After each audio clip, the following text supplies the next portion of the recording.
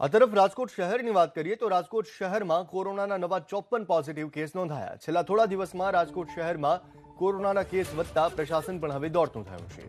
જ્યાં સુધી રાજકીય પાર્ટીઓની રેલી, તમાશા અને મેળાવડા હતા, ત્યાં સુધી પ્રશાસન અને પોલીસે કોઈ કાર્યવાહી ન કરી અને હવે પ્રશાસને તકેદારીના પગલાં લેવાનું શરૂ કર્યું છે।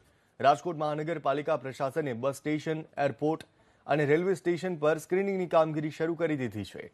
સાથે જ ફરી એક વખત વોર્ડ પ્રભારીઓની જવાબદારી સોંપવામાં આવી છે। સાથે સાથે શહેરમાં સર્વેલન્સની પણ કામગીરી કડક કરી દેવામાં આવી છે અને તેવી સૂચના અપાઈ છે।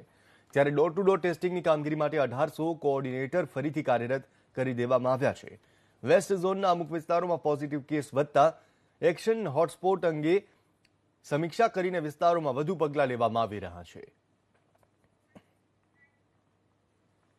રાજકોટ મહાનગરપાલિકા દ્વારા આપણે કહી શકાય કે જે બહારથી આવતા લોકો છે એના માટે ટેસ્ટિંગ બૂથ ચાલુ કરે છે, જેમાં કે એરપોર્ટ છે, રેલવે સ્ટેશન છે અને બસ સ્ટેશન, અને ખાસ કરીને કે જે વિદેશથી કહી શકાય USA, UK, બ્રાઝિલ અને જે સાઉથ આફ્રિકાના છે એનું વિશેષ સ્ક્રીનિંગ કરવામાં આવે છે।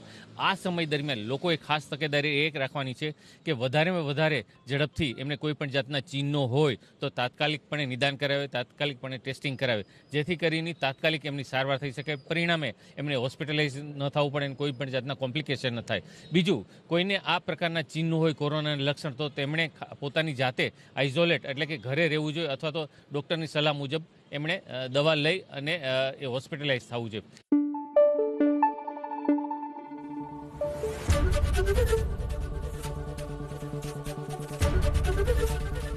એબીપી અસ્મિતા, ગુજરાતની અસ્મિતા।